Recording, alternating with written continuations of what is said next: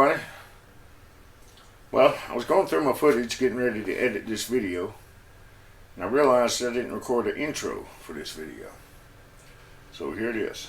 As you saw at the end of the last video, got the radiator, electric fan, relay kit and everything all wired up, squared away. The next step was to pull the dash loose and the heater box out. And at the beginning of this video, I had already rolled the Mustang outside and got the dash loose and the heater box out. I didn't film it because it wasn't very interesting, just turning a bunch of bolts. Plus it was kind of hard to get in there and film at the same time. And I wanted to listen to music while I was doing it too. And you know how YouTube is about copyright infringement. So, but I do explain along the way everything I had to do, mostly. But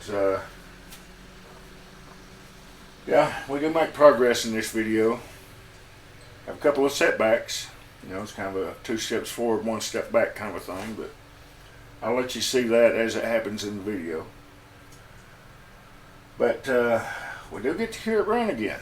So I'll be looking forward to that in this video. So without any more delay, you've heard enough of me talking. Let's start the video. Okay, so I got the Mustang rolled outside. Went ahead and got the dash loose and got the heater box out. I didn't film it because it was big enough trouble for me to crawl around under here to take all these screws and bolts and stuff loose. And I was able to get this end of the dash up out of the way enough to get the heater box out. The heater box, I need to vacuum it out. I've already raked some leaves out with my hand. And there was foam on this. The old foam had just deteriorated, just crumbled into powder. Here's some of it, you see. Just touch it, turns to powder. But this rubber foam, this piece around here, not too bad. I'll see if I can replace it anyways. This piece right here is really good. But that's where the heater core sits, is in that. And then the other half of the heater, the other side of the heater core goes in here. And one of the hoses goes through this hole. One of the outlet, the heater core goes through this hole here. And then the other one comes out through here and here is the other half. So the heater box, I can vacuum it out, save it. I know the fan works already. On this flapper door here, I had to put some foam rubber or something on both sides of this. Okay, this flap here, with it closed like that, it'll pull fresh air from a cowl up here, through here, through this hole here, and through the heater core. And then I'll pull heat from your heater core and blow out through the defroster or the floor vent, which is on the other side over here. And when you open this up here, then it closes off the airflow through the heater core, and your air bypasses the heater core and goes straight through the fan, and then blows out through either your defroster or your floor. So the heater box, I can clean up, reuse it. Some of this foam rubber. This here, I think will be okay. I'll try and freshen it up. And as far as the foam rubber that was on here, I've got to get some to replace that. But I should have some here. And these cables, you can see how this is broke. Both of them are like that. So I've ordered new cables and I've ordered a new heater core. Because this old heater core, got it sitting out here, you see it's a pretty rough shape. This is all signs that it's been leaking. And this thing is really heavy. They're not supposed to be this heavy. And You see up here the signs of where it's been leaking. And right here, I think what happened, somebody twisted the hose and broke the seal right there. You never want to twist your heater hoses to remove them. You always want to cut. I cut a groove out in this, pulled the groove out so I could just peel this off. That's the way you want to do them. Sometimes if you have to, just cut the whole hose off and then cut off the little piece left on the stem here. Because you twist it and it'll break that solder joint and it'll leak. And evidently, the reason this car was overheating is it had a leak and somebody just poured a ton of stop leak through the cooling system. And it has filled up the heater core. That's why it's so heavy. That would be my guess anyways. And if you remember when I pulled the radiator out, the radiator was really heavy compared to what it should be. So I believe somebody had just dumped a ton of stop leak through the cooling system and it clogged up all of the little passages in the heater core and the radiator. Now, the inside of the engine I think is okay because all the water jackets and coolant tunnels and everything are large enough to where the stop leak shouldn't make a seal. So inside the engine should be fine, plus the coolant looks good and clean. I think it was just overheating because it was not pulling enough coolant through the radiator to cool it at higher RPMs. At low RPMs it would stay cool, it was fine. But higher RPMs it would heat up real fast. It's just because it wasn't getting enough, just because it wasn't getting enough flow through the engine. So I've ordered a new heater core. I found a new heater core on Amazon and it's direct replacement. So it should be here in a few days. And I've ordered new cables and they should be here in a few days too. I ordered the cables off eBay. So get all those in and then should be able to get the heater box back together. My heater hoses run and my dash back together. Start filling it with coolant. And then on to the next step. Okay, so I got my new heater core in. I've covered the shipping label and any kind of information that might give away my personal information. And this is exactly how it was sitting on my front porch. No tape on the box, no evidence of any tape ever being on the box. And it appears like it had been opened. But it could have been like that before they shipped it too. Now this came through UPS. But UPS didn't package this. The company I bought it from did. That's exactly how it came. Now I've already done an unboxing video for insurance purposes in case I need to return it. So, but this is exactly how it was sitting in here, just like that. Now, I've already covered my thumb over this hole and blew in here as hard as I could. Didn't hear any leaks. Appears to be sealed good. It's supposed to be direct replacement for this one, and it is. Same width, same thickness, same width.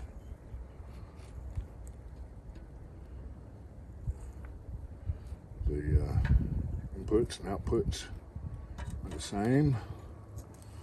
So it should bolt right in and no issues. And I can throw this one in the scrap pile. I don't think it could be fixed. But yeah, I think I got lucky with this one. But I don't know if I would roll the dice and order anything else from this company again, if that's how they package them. But I think this one's okay. Okay, well, I was going to do some yard work today, but it rained last night. So, grass, leaves, everything's wet. A lot of people mow the grass when it's wet, but I don't. It sticks to the deck real bad.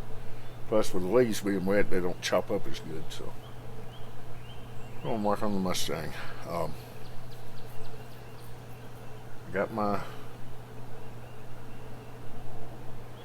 heater cord in, as you saw already, and I got the new heater control cables.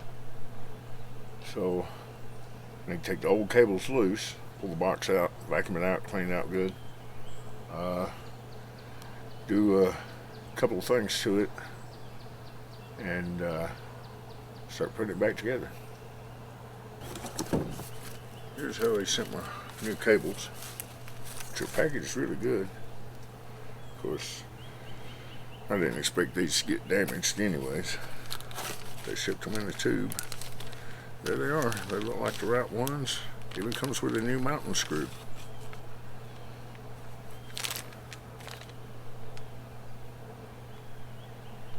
From Daniel Carpenter, Mustang Restoration Parts. 69 to 73 heater control cable kit without air. That's what we want. Yeah, the mouse nest wasn't too bad in there, but it still has some leaves and trash, so let's go ahead and pull it out, clean it out when I get to it. I think I'm going to use this. This packing material came in something I ordered.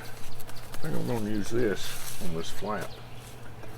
Spray adhesive, stick it to it, both sides, front and the back, because it has to seal on both.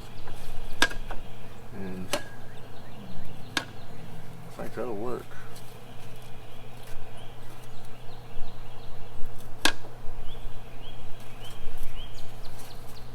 This should last longer than that factory foam that was in there. Okay, so I vacuumed it out, cleaned up this flap here the best I could, and I'll try and clean up the little bit of rusty dust that's left on there. I'll get some spray adhesive. I think that foam is going to be okay. And in here, I sprayed some liquid wrench to free this up because it was completely stiff and wouldn't hard to move at all. But I'm working it back and forth. I scrubbed. There was a little bit of rust up there. I scrubbed that with a brush and sprayed it with some liquid wrench real good. I'm hoping that liquid wrench will work into this rubber seal here and soften it up, get it working better. So the longer it sits and soaks in, the better it'll be. So before I do anything else, this fan motor, it works, but look at these wires here where they go in. The insulation is broken, and let's see if I can fix that. I'm thinking maybe this insulator here, if I can trim off part of that, there should be insulation on this wire down inside here. If I can trim off part of that and then either get a heat shrink around that or some liquid rubber to put on there to protect those wires, I think I'll be okay then. But I'm gonna try it and see what happens. Okay, well, trim this back. You can see I got into the insulation there a little bit with my utility knife, but still got good insulation there. And the ground wire from here up is still good. I just got to keep this from contacting a ground source. So I believe if I just coat that with liquid rubber real good, let it dry, and wrap it with tape, that should be strong enough to keep it from vibrating and breaking the wire, because it is really flimsy. If that keeps shaking, it will break that wire. So I believe I can make that work. I could just wrap it with tape like it is, but I'm gonna get down in between these wires and everything really good. So liquid rubber will get up in there, because that and that, if they touch, that's a short. So we don't want that to happen. All right, let me go and see what I can find. Let me go and get my liquid rubber. I think I got some Flex Seal that'll work. Okay, well, all the liquid rubber I had was old and it's not liquid anymore. So I decided I just put on some heat shrinks, slid them up over the damaged part of the wire, and sunk them on there. So they're both protected. They're not going to short against each other. Then I zip tied the two wires together to hold them a little better. Then I wrapped it with electrical tape. Then I put zip ties around electrical tape, so it's not going anywhere. That movement you see is from that rubber grommet right there going through this part here. And I tested it. I hooked it up to a battery. Runs fine. Didn't feel any heat or anything along any of the wires, so should be good. And this is in a position under the hood where I can get to it and fix it later if I need to. So this will be fine for a quick fix, and it may just last for quite a while. So I think that'll be fine. Now this flap in here, I've sprayed it down with some brake cleaner to clean off all the dust from the rust that was left on there from when I brushed it. And it's drying out now. Now, if you're using brake cleaner, I've already tested it on this plastic housing here. I tested it over here, and it's fine on this, but the brake cleaner will dissolve some plastics, so you want to be careful if you try this. So I'm just gonna let that air out and dry up some more. Okay, so I got my piece of foam cut. It was a pretty straight fold, lined up with the edge. It didn't have to be perfect, because you got some excess room here inside this little lip. So it's got a lip that sticks up in there. And I just fold it over and cut it. Then that way I can just slide it right up over the end.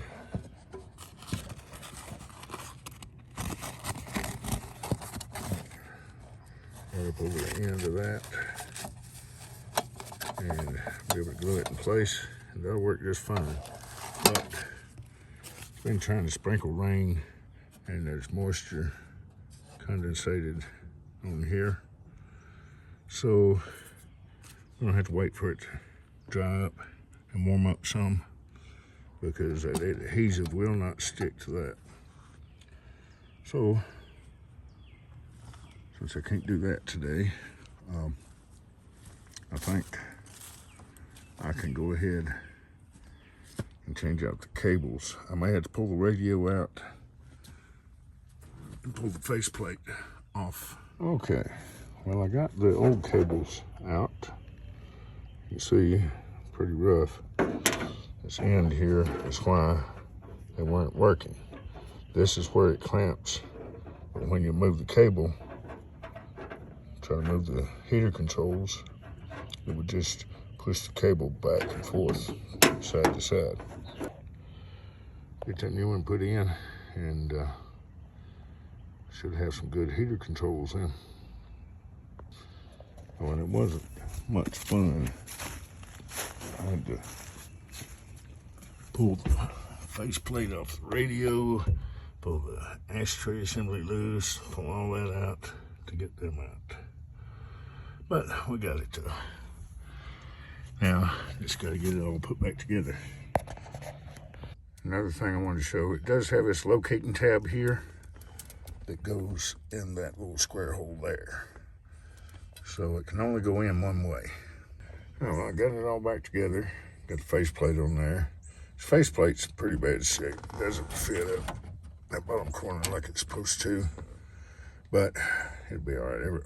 The controls all work. Everything clears. I took the radio out while I was putting it back together because it made it easier to plug the wires back into the back of the switch for the fan. So I just left the radio out because I'll probably put a different one in there. May have to trim this out some, but this faceplate's already messed up, rough shape, so I'm not worried about that. I can get a replacement one someday if I need to, but I've got a newer style radio. It's Bluetooth, and it doesn't have the 2 posts, so I'm not worried about that. The cable's hanging under here, and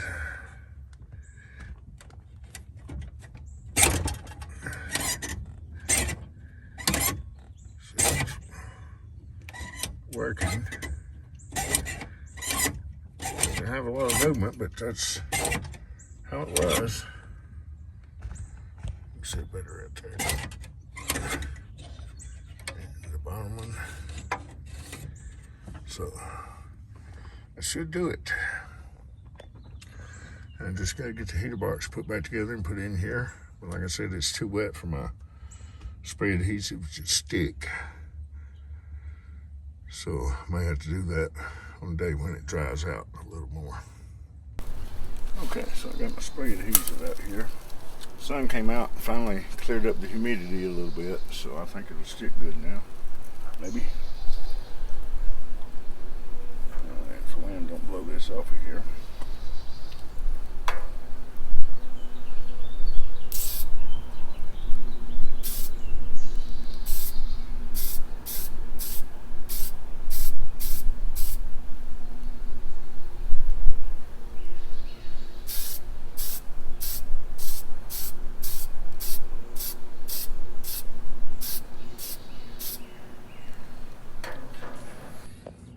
Okay, I can get all the way down to the edge, but it's far enough over where it catches this lip right here. And stuck good on both sides. So that'll work just fine. It's not quite as thick as it needs to be. It's not making a good seal right there, but it'll work. It'll be fine. Might just let a little bit of heat, a little bit of air come around. It'll be fine. Should work just fine. Flip it up, and then the fan's gonna pull the air through there to bypass the heater core. Flips down, and then it pulls the air through the heater core. So that's how the heater works. All right, I can go ahead and put the heater core in. This is pretty much set already. Stuck on there pretty good. Should last for a while anyways. All right, so now, see my heater core. I was going to change out this foam, but I think it'll be okay. We'll see how the heater core fits and then decide. It goes this way.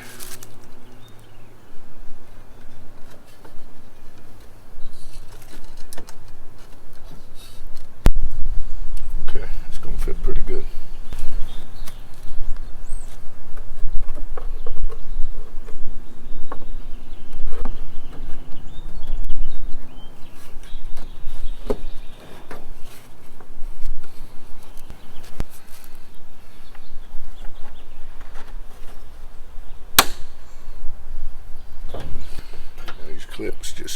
top on. Now that heater core, I held my thumb over one end and blew in the other, and just blew in it and held pressure, and I didn't seem to leak. So I'm gonna assume it's good. But if it turns out it does leak, I'm just gonna bypass it. Just tie the two heater hoses together, and we'll deal with that issue in the future. But I'm not gonna use stop leak in it. Stop leak, I don't recommend it. If you use it the way you're supposed to, it can work. I have seen it work a few times. But if it doesn't work, don't keep adding more to it. Best thing to do, if you have a small leak, if it's small enough for the stop leak to fix anyways, it should be okay as long as you keep adding coolant to it. It's not gonna be a bad enough leak to dump all your coolant out very fast. If it is, the stop leak's not going to work anyways. So if you got a small leak, best thing to do is just keep an eye on your coolant and fix it properly. I do not like stop leak in coolant systems. I don't like stop leak in pretty much anything, but especially in coolant systems, because that's what happened with this one. The radiator was full of it, and the heater core is full of it. I'm pretty sure, I could be wrong, but that's my guess from the way it looks.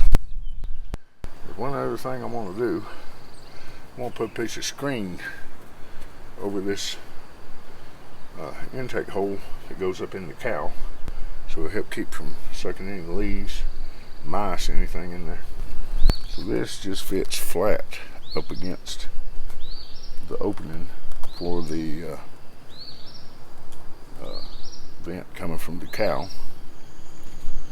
So I'm just going to take a piece of this, lay over the top of it, and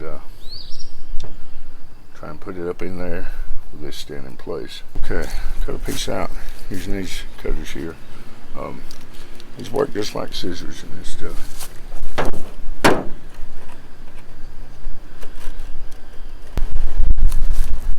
The screen, this wiring just folded right over.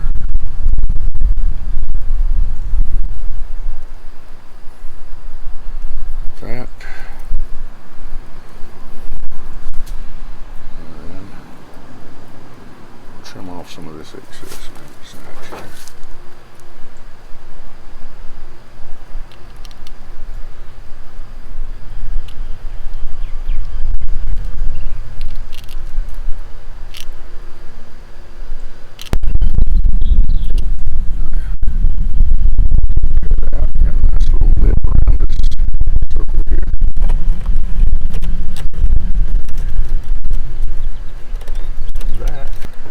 Should keep out any leaves and debris. Pick up each scrap pieces, you never know when you might need just a small piece. Put this rubber flange back on here.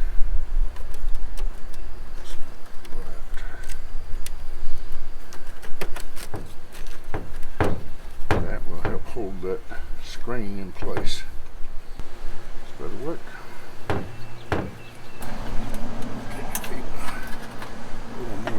Through opening here in the firewall. Yes, I know my last video I called the core support, inner fender, and everything a firewall, but I know the correct terms. I just had firewall stuck in my head for some reason that day. But this is the actual firewall. Okay, now then, what to do next? I think I need to go ahead and hook up my heater hoses while I can reach everything.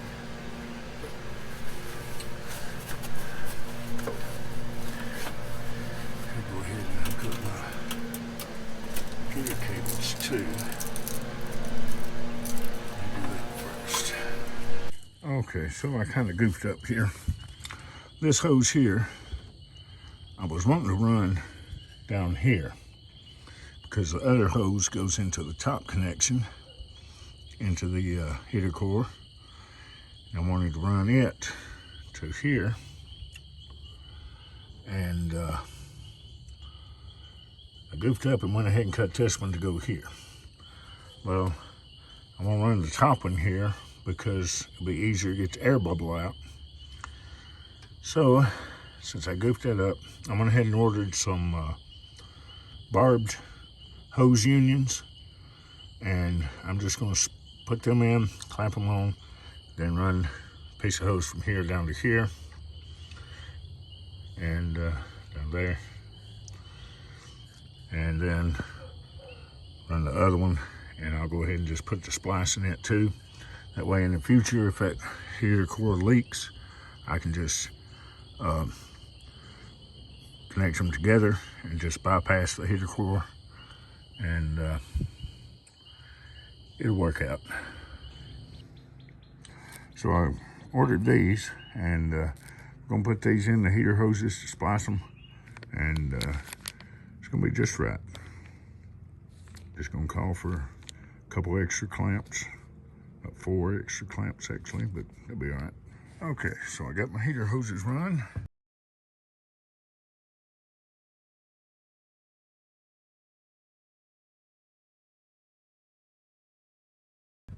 Put the splice in here and the splice back here, so that way if I want to bypass the heater core, I just take this hose, curl it, try not to kink it, tie it into here, and then just tie this hose into there to seal the heater core, but shouldn't have to. I believe it all went in good.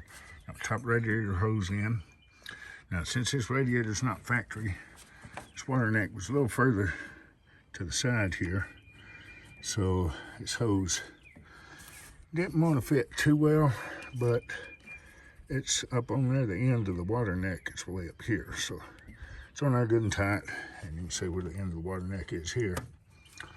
So all that's good and tight. I run my overflow pressure relief hose there.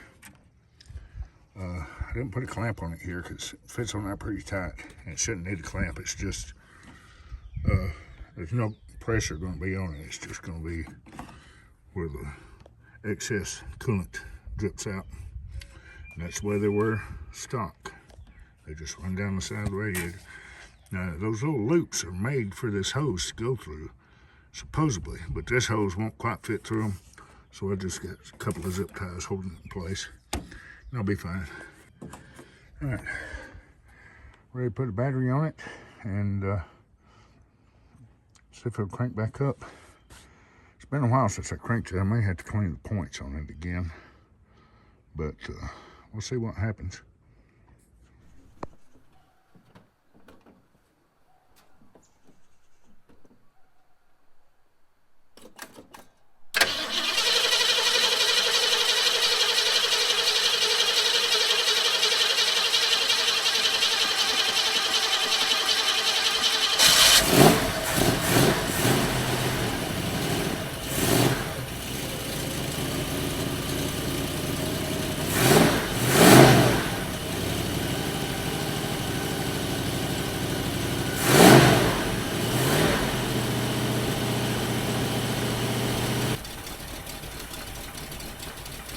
A bit of condensation coming off the headers.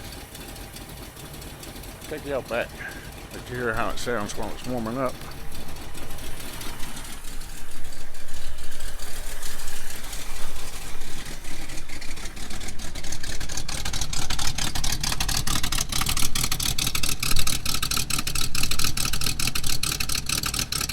Oh, that turn signal on.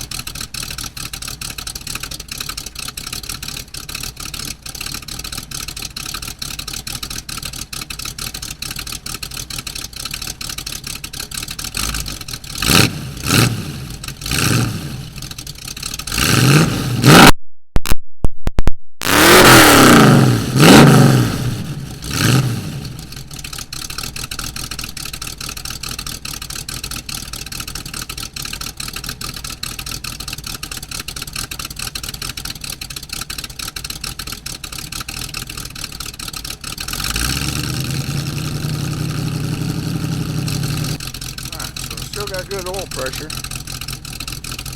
Just gotta wait on it to warm up. See if my fan kicks on like it's supposed to.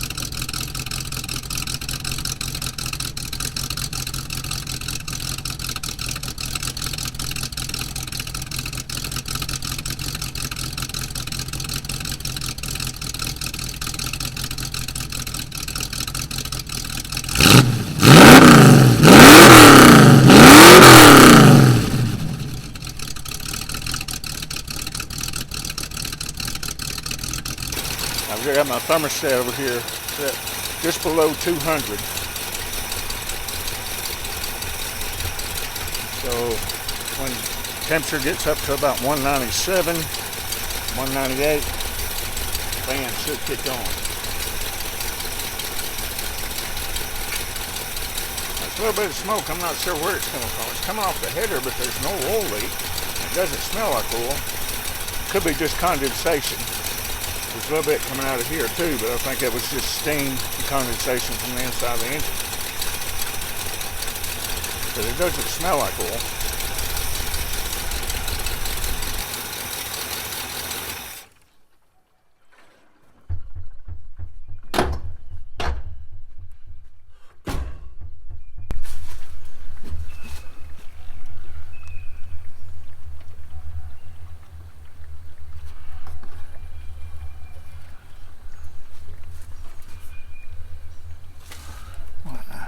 The fan is working now.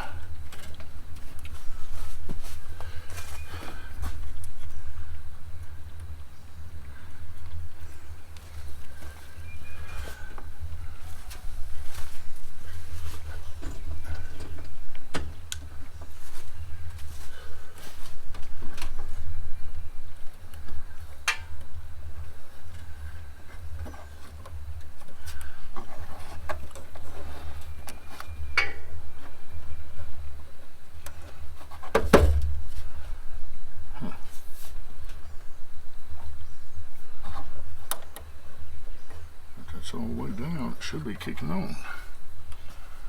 So I gotta figure out why that's not working. I can hear this control clicking in and out when I turn this. So if everything's wired like it should be working.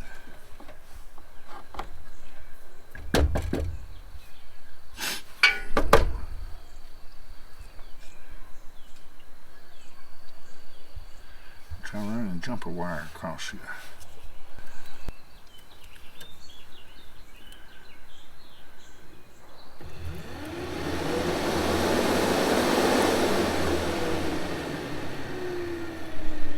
Okay. So something is not telling the relay to click.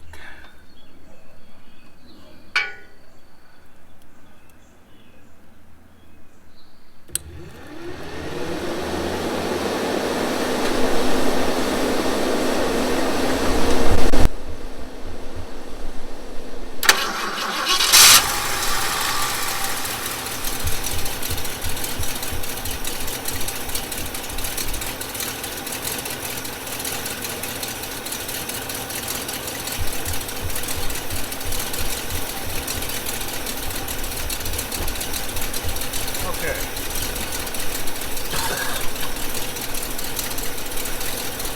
I got the fan straight wired. And right here where the relay goes in. So the fan's running. Went ahead and cranked it, let it idle and circulate to cool the engine down. But it's not too hot anyways. It's only about 190, so it's around regular operating temperature, which should be okay. But it'll help it cool off quicker. It'll be better for it.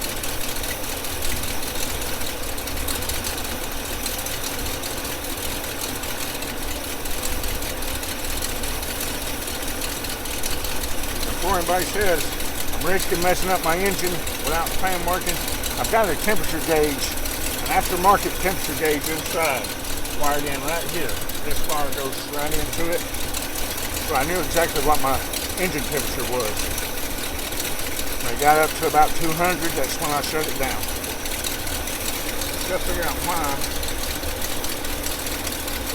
it's not working.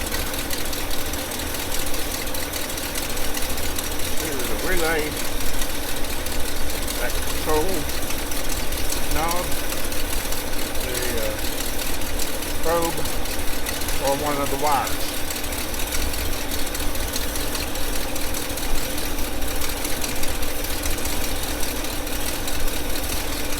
So it's obviously getting power to the relay, because that's where I've got it, got a jumper wire put in place.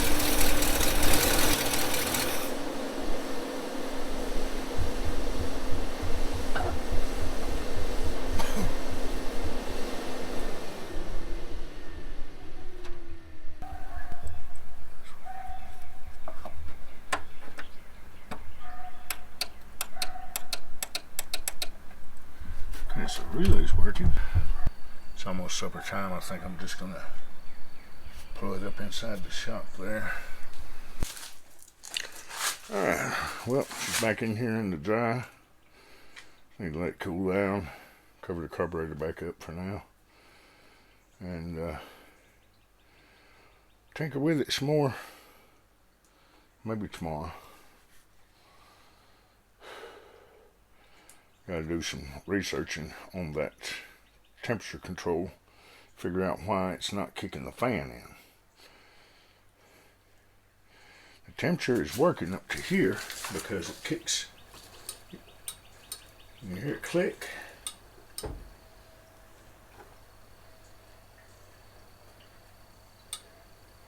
it's clicking at a different spot each time. I'm thinking it's clicking. Let's see. It was hot. It clicked up here. It should be out. Yeah. So it's clicking like it should when it's warm. So my probe is right. It's something going from the control wire to the relay. Click. Do you hear it click? It's cooled off enough right there.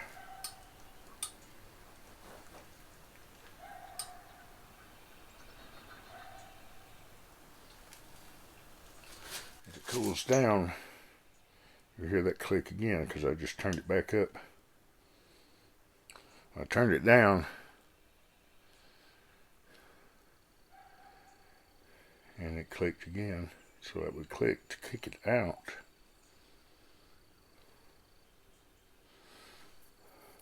I don't know. Gotta do some thinking.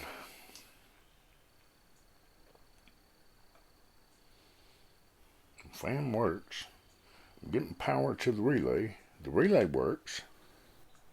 Well, it's about dinner time, so I'm gonna go eat, let this cool off. Try and figure out what might be wrong with that. Okay, well, not sure why it puffed a little smoke when I revved it. Maybe it's been doing it the whole time. It's just one video where it wasn't puffing any smoke was before I had the exhaust done. It could be just because it's been sitting for a couple months. 3 months, actually. I think it was January last time I cranked it.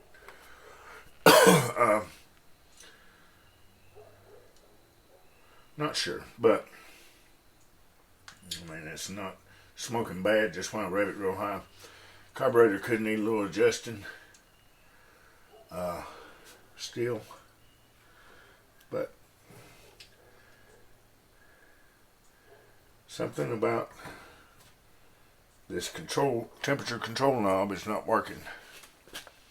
So I went ahead and ordered the temperature sensing unit, a sensor. It's 185 to 200 degree sensor. I'm going to put it in this water neck right there. That's what I really wanted to start with, but at that time the only port I had was here. And I've already got my temperature gauge routed into that. But now that I have this new water neck that has a port in the top of it, I can put it there. Then I can go away with this temperature control knob here and this probe too, because I didn't really like the idea of using that probe. But for the electric fan, that was the only option I had until I got this water neck.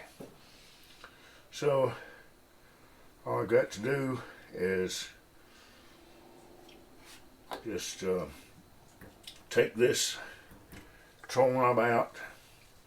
I can take this wire completely out and then just run the control wire for the relay from the sensor over to the relay. And I'm going to redo this wire going into the fan. I'm going to try and find an actual harness like it's supposed to have to wire it up with, because the way I've got it plugged in here, it'd be very easy for it to vibrate and come loose. So the sensor should be here in a couple of days. Till then, there's other stuff I can work on. Okay, so it's been a couple of days. This came in the mail today. This is a, you can see it right there, 200, 185 degree temperature switch. Now, it came with this extra fitting, but I don't think I need it, because this is supposed to be a 3/8 MPT, and that's supposed to be what this plug right here is. So I can pull that plug out and put some thread seal tape, Teflon tape on the threads here, put it in there. I'm going to see if I can do it without losing too much coolant. And then, according to the wiring diagrams I've looked at, for this type of switch, coming off the relay, this brown wire here will run over to the switch, and where this black wire is, that is where you get your 12 volts from the ignition switch. So since I know I've got 12 volts, my ignition switch here inside of this loom comes up and it goes up on top there. I can take that and I should be able to put that terminal straight into the harness for the relay. Just take a pin or a small piece of wire, pop out that terminal, and then, or this one, yeah, this one will go to the switch. This one is the ignition 12 volt supply from ignition. So I can just pop that terminal out, pop this one in. See which one was it? It was one of them two anyways. I can't quite see. Yeah, it's this one right here. The one on the right. I'll just have to trim off that heat shrink, and then should be able to pull this terminal out and push that one right in its place. Now then, for this switch, that was a ground wire. So I can just take this one out, and instead of having to unbolt everything there, I might just clip that wire off and make that work. With it just being the ground, I'm not worried about it shorting out on nothing. Just trim it up close to the fitting. Or I may just leave it hanging loose, just kind of take the end of it up so it doesn't get into anything. That way I'll have access to a ground terminal already. And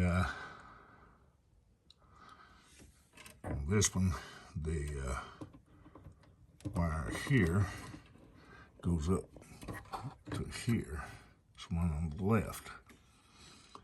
So, but that will be going over to here. So I'm assuming the way this one worked is it's ground running from here, going to the, it's ground here, and this one with the ignition wire coming in here. When this activates, it's supposed to trigger the relay. It's supposed to send a signal to the relay to close.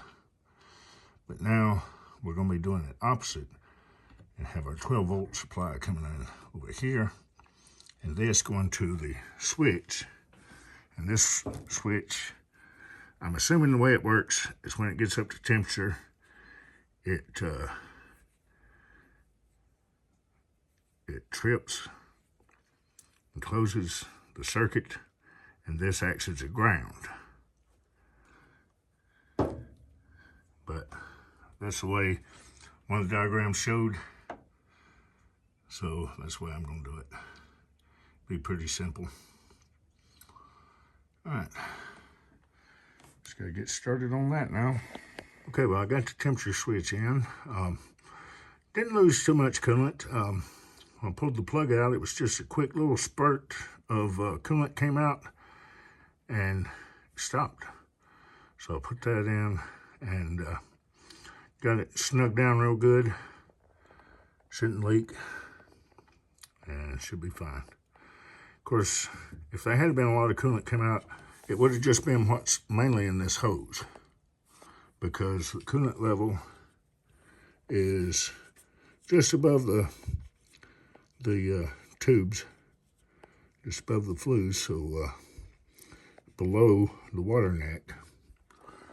So it wasn't lost much, but still every little bit I can keep from losing, so that much more I don't have to replace.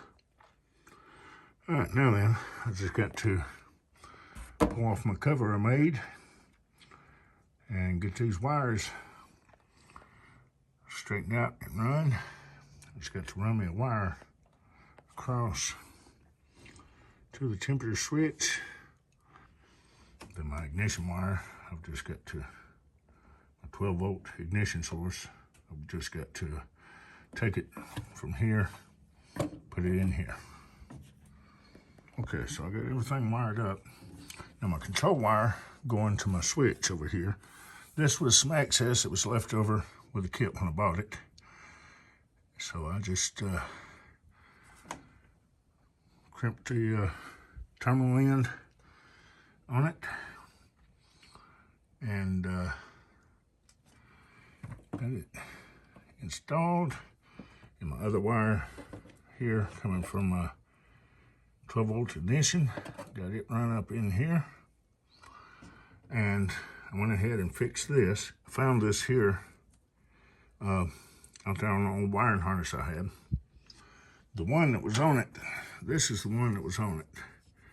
If you look, see how where the terminal comes in there on the top one, it's towards the top, and the bottom one there is towards the left. I needed them the other way. I needed the top one towards the bottom and the bottom one towards the right side, because that's the only male connectors I could find that would fit in there in this style of plug. So I just swapped the whole thing out, put the same terminals back in to the plug, and snapped it back together, and it ought to work good. So now I need to pick up my tools and everything here, crank it, let it get up to temperature, and see if the fan kicks on like it should. I think I'll go ahead and tighten that belt while I'm at it, because that is pretty loose. I mean, I can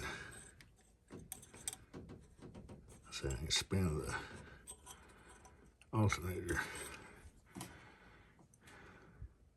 So get that tightened up, and then should be ready to crank it, get it up to temperature, and see how my relay wiring does. I'm gonna put my cover back on here just to keep this protected. That won't take just a minute. And this old temperature control thermostat just fell on the floor. I don't know if it's bad. I could have shorted it out too. I went by the wiring diagram and still didn't seem to work. I really didn't like this style of relay system, temperature sensor anyways. So I go away with that. And it's not really much of a waste of money because this came with the relay and the wiring and everything. So, and the circuit breaker. So not really out much money. And this setup now should be a lot better, a lot more reliable. Now this wire here, the control wire going up to the switch, I'm gonna see if I can secure it somewhere. But for now, it'll be fine just to test it out. It's just laying in there. It's just technically just a ground wire anyways. When this switch flips, grounds out, and should work. All right, let's get that belt tight a little bit better and cover that back up, and we'll get it warmed up and see how it works. And I'm going to top off the coolant because it is a little low, and I want to put my other radiator cap on, my 13-pound radiator cap I've got. Because this one, when it got up to about 200 degrees, it did spit out the overflow. So this one might not be the right pressure I need for a 180-degree thermostat. Okay, so I got the radiator cap changed. Alternator's tight. Going to hook up the battery. Back it out here so I don't fill the inside of the shop with fumes. And if it does spew some coolant out, it won't be in there on the floor. So see if it'll crank up, get up to temperature, and see if my fan works. Now I unplugged my shotgun mic that I've been using because it cut out last time I revved the Mustang. I think the regular microphone will work better without the shotgun mic. So we'll try and see.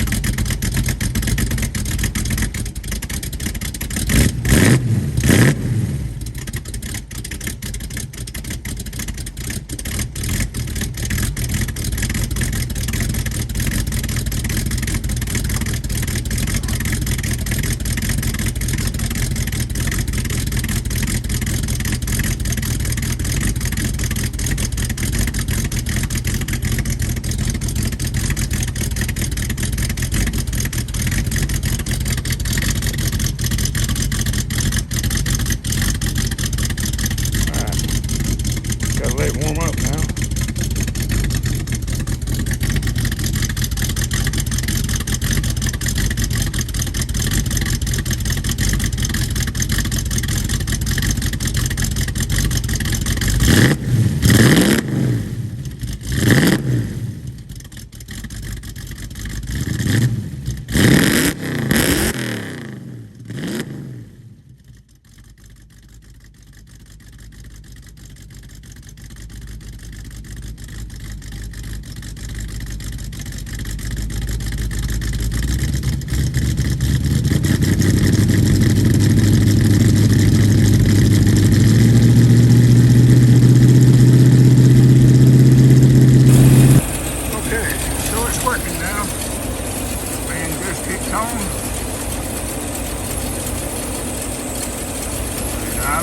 Circulate.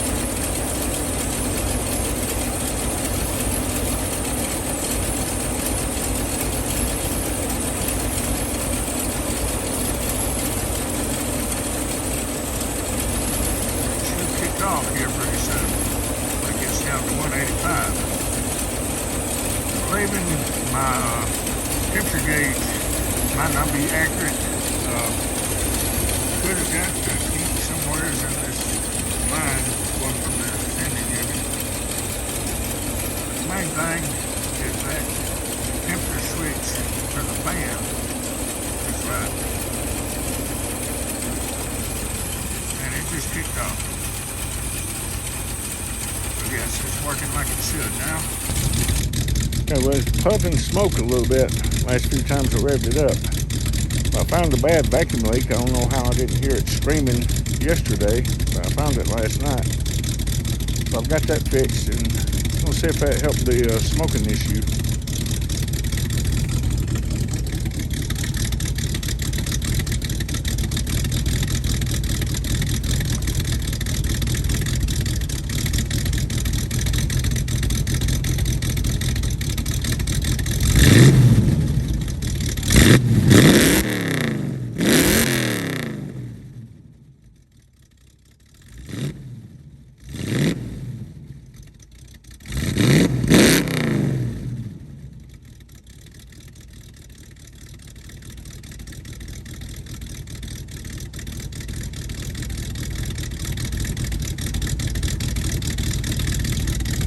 Okay, well, apparently that didn't fix it. Still puffing smoke. I don't know what happened from it setting for a few months. Well, I've been working on the cooling system, but it wasn't smoking like that before. But I'll get it figured out. Still got a few bugs to work out on the cooling system, so I'm letting it warm up.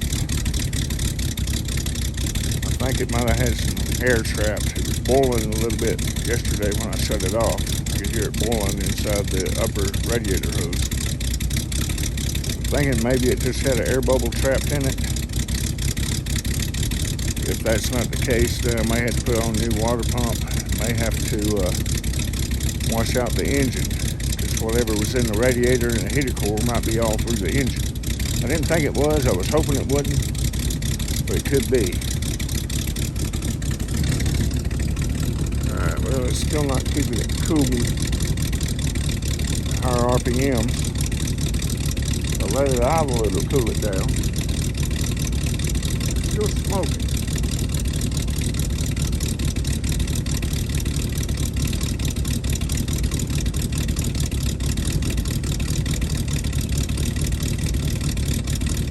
We're smoking out of this side. At idle anyway. Gotta figure that out. I'm going to keep working on it, knock the bugs out of it. I'll get it figured out.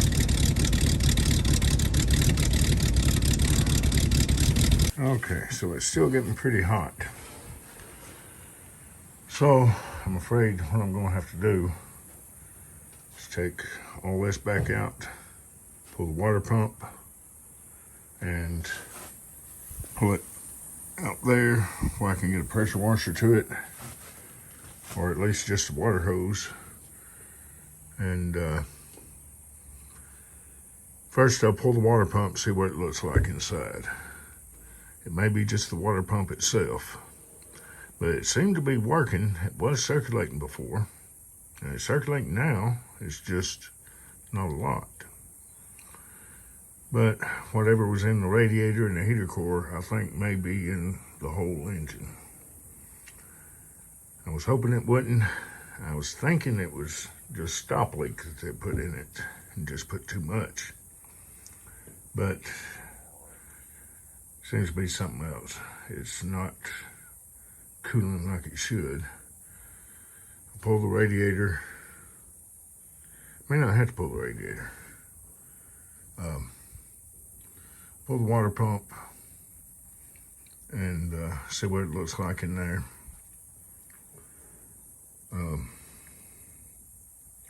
Then decide if it's just the water pump or if the whole engine is full of crud and needs to be washed out. And we'll go from there then. And it acts like it's not running on all the cylinders all the time, especially when I rev it up. You can hear a little bit of a miss, but I have a cure for that. I have some new parts that are going to help that out. But I want to get the cooling system straightened out first. Okay, well that's going to do it for this video. Didn't make it to the car show that I wanted to go to.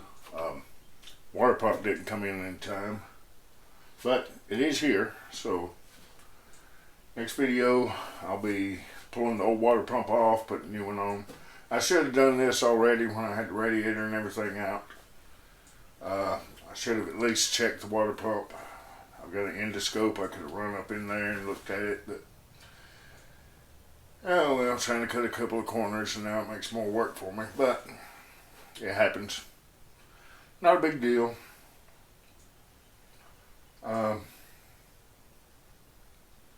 Just got to drain it. May not even have to pull the radiator to pull the water pump since I've got the electric fan on here now. But if I have to wash out the block, I may have to pull the radiator so I can get right in the front here. But that won't be too much trouble. And I know it's taking a long time to get this thing done. I've had a lot of stuff going on. Yard work.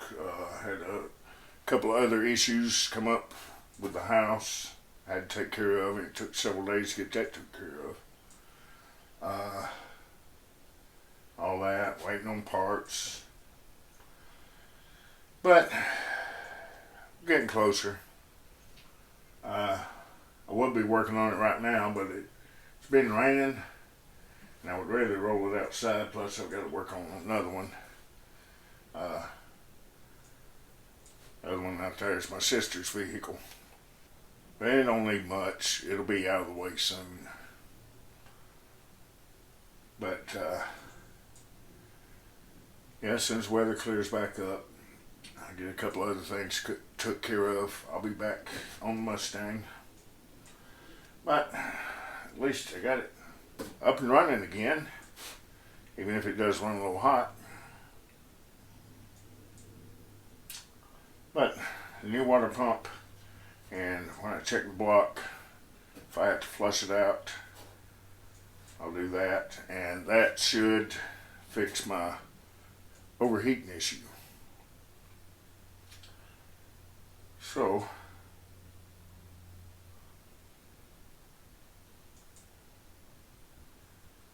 till next time, appreciate y'all watching, and y'all take care.